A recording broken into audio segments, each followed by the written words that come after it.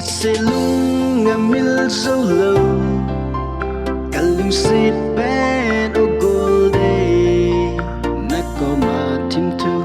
lalingin ka lai lenge na tang pa nei lung se na kam dama nei holding chu kinemin kisong na pumin kalung sit na nei sango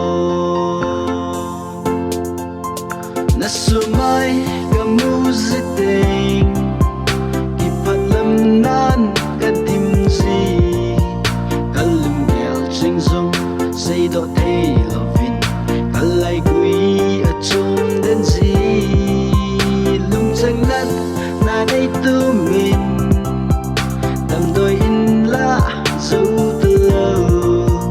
bolo kay dingin damdoy papen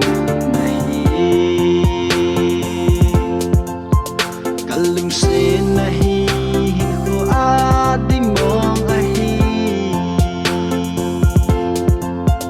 kalal tim tu cheng ating ui zinay tiham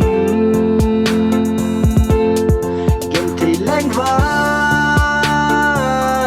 nang ngay pul dau nan sung tin san ti din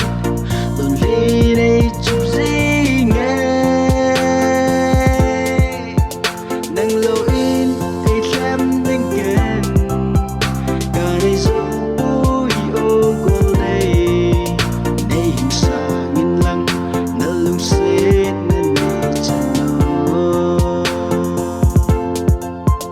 Lungchang nat nanay tumin Damdoy inla zo